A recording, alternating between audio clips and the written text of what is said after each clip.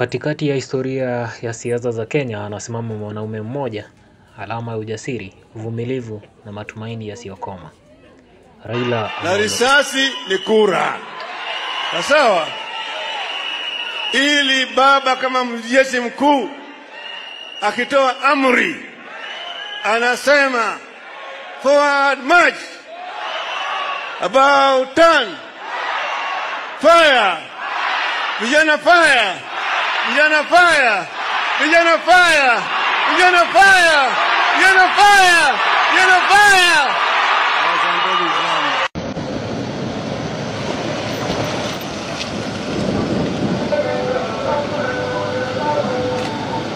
Miaka ya 1980 Kenya ilikuwa chini ya chama kimoja. Raila alijiunga na harakati za siri za kudai mfumo wa vyama vingi. Vita vilivyokuwa hatari vilivyompeleka gerezani mara kadhaa. Aliteswa, akafungwa bila kesi, lakini hakuwahi kukata tamaa. Wakati demokrasia ilipochipuka tena mwanzoni mwa mwaka wa 1990, Raila alikuwa mstari wa mbele. Kutoka chama cha Ford hadi NDP, alichaguliwa kuwa mbunge, akahudumu kama waziri wa nishati na baadaye akawa waziri mkuu baada ya uchaguzi wa mwaka 2007. Kipindi ambacho kilitikisa msingi wa umoja wa taifa. Kupitia machungu na maridhiano, Raila alisaidia kuongoza Kenya kuelekea amani. Kwa miongo mingi Raila Odinga amekuwa sauti kuu ya mageuzi, akipigania haki, usawa na demokrasia. Kwa wafuasi wake yeye ni baba wa mapambano ya ukombozi wa demokrasia.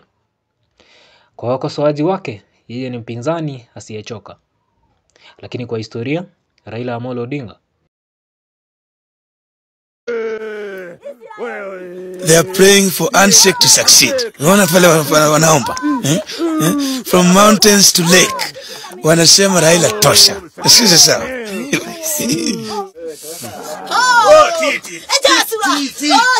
Wewe tosha, wewe tosha. Wacha nyinyi tutachafua carpet. Mguu yako na kanyaga chini na carpet iko na nini? Carpet na oswa ngambo, wewe na kanyaga na matope. Pole mtumishi. Mwenyamaze. Na risasi ni kura. Sawa?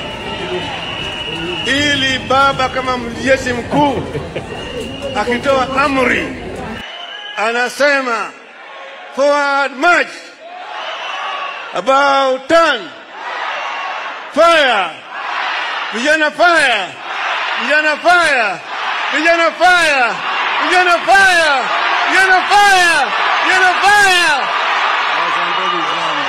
alichaguliwa kuwa mbunge, akahudumu kama waziri wa nishati na baadaye akawa waziri mkuu baada ya uchaguzi wa mwaka 2007. Kipindi ambacho kilitikisa msingi wa umoja wa taifa. Kupitia machungu na maridhiano, Raila alisaidia kuongoza Kenya kuelekea amani.